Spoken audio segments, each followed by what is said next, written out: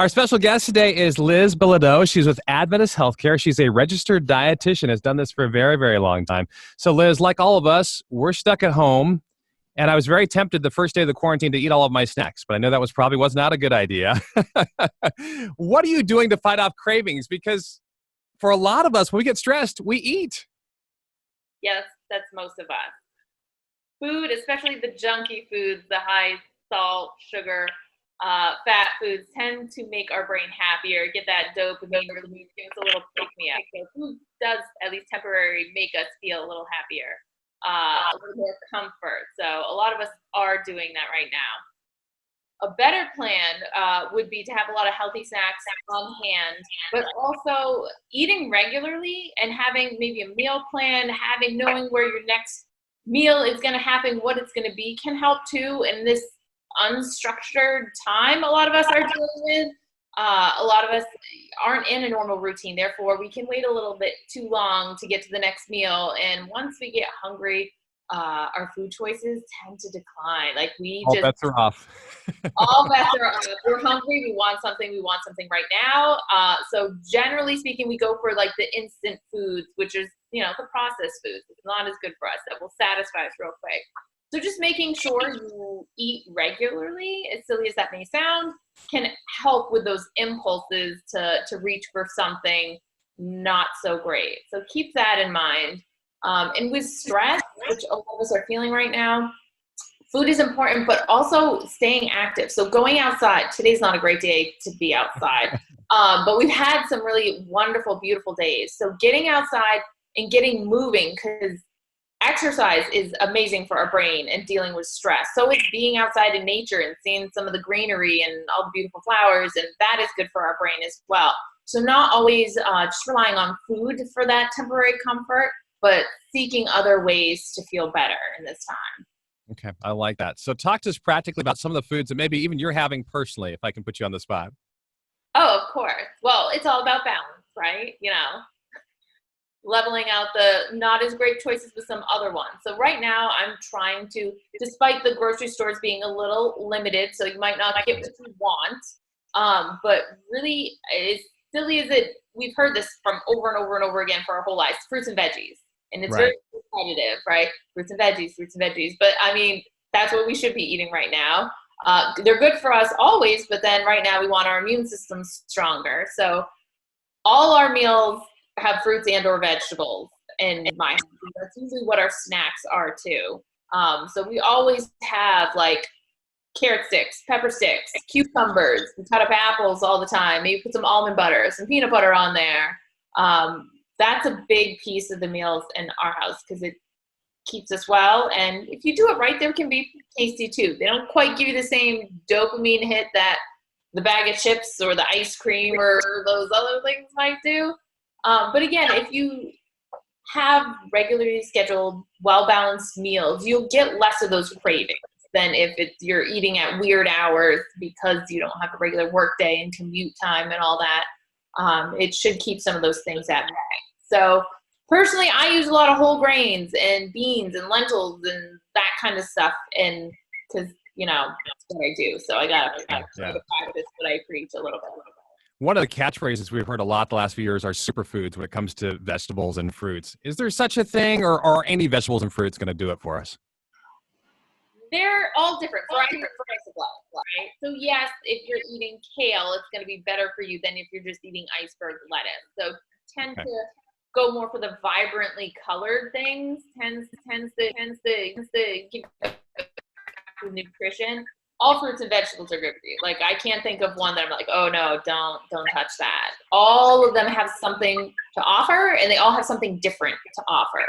So kale is great and fine and dandy, but it has different things than a sweet potato has. It has different things than an apple has. So like everything has something worthwhile.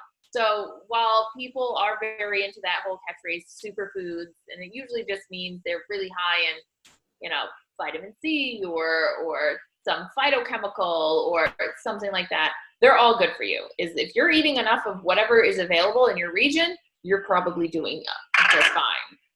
All right, that makes a lot of good Do you have any ideas as far as for? I'm getting some echo from somewhere. Is there a speaker we can turn down on your end? I'm not sure where that's coming Okay. from. Let me turn down my volume just in case. That might help. All Okay. right.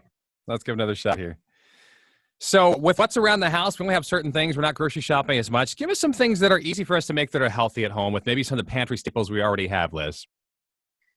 Well, something really easy that you can make and you can flavor any way you like to get it the way you want is things like soups and stews and chilies. So, like, for example, meat is really difficult for some people to find right now. But you can easily make a chili being bean-based with whole grains and whatever beans or lentils you have, which is a good source of protein to replace meats that, again, challenging to find. Or maybe you get some ground turkey or beef or whatnot, but not as much as usual. It's easy to just add in an extra can or two of beans, and that will help add some more bulk, some more fiber, some more protein when you don't have as much the meat. So it's 9 o'clock at night, Liz. I'm sitting in front of the TV, and the chunky monkey in the freezer is calling my name. What can I have instead that's going to settle that down a little bit, but not leave me feeling guilty later? So usually, yeah, I know it's hard. What is going to compete with the chunky monkey? I mean, really, my usual tip is don't have the chunky monkey in your house. Okay, that makes sense. If it's in your house, you know you're going to eat it. I mean, that's why it's there, right? If it's there, you're gonna eat it. You're gonna eat it.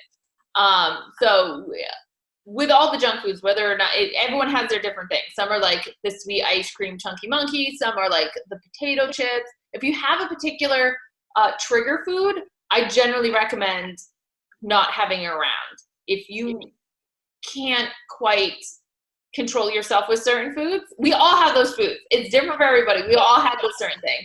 Just not bring it in the first time. Because right now with the high stress, with the weird times, people will end up eating those. And from what I'm hearing, eating them a lot quicker than they normally do.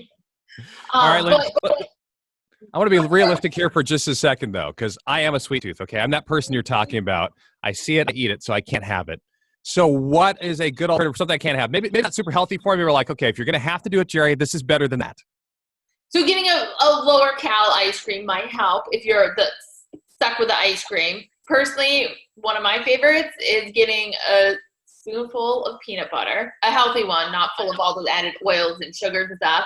A spoonful of peanut butter and a little bowl of dark chocolate chips, and then dipping the two. I fancy that. I like dark chocolate and I like peanut butter, and the combo is always great. We made some breakfast cookies in this house, so there are lots of oats and whole grains and nuts and seeds and some dried cranberries. So they also fit a very convenient, right? You could just reach in and grab one and eat it, but they were also healthier for you. So having like a healthy option that you made yourself around. So maybe you want something sweet, reaching for one of those breakfast cookies would be better than, half a pint of the Ben and Jerry's. Or just, fruit is something that's also sweet. So combining like the sweet with something like peanut butter or chocolate or something like that kind of gives the same kind of combination of tastes. All right. Last 30 seconds here, Liz. What can we do to make sure that we don't all weigh 350 pounds when this is all said and done? Any other advice you want to add on? Stay active. I feel like everyone's splitting into two groups, taking this time to be extra into exercise and healthy eating, or they're becoming one with their couch. So at least that middle ground. Staying active, like don't forget to like go outside and enjoy the weather once in a while, to keep some structure to your day. Keeping those, again, meal planning, as silly as it sounds, it just means you know what meal's coming next and you don't wait and then make an impulse choice. So sticking to routines as much as you can, keeping some of your habits going, still getting up, setting your alarm in the morning. If you're a morning exerciser, still set your alarm in the morning and get up and exercise. Don't let all the good habits you've had kind of fall to the wayside because of the pandemic and all the craziness. Keep as much of that structure going. All right. Great advice from Liz Bilodeau. She is a registered dietitian with Adventist Healthcare. If you want more of her tips or more of our tips in general during this time, check them out on our website at WGTS919.com. Thanks so much, Liz. No problem. Thank you.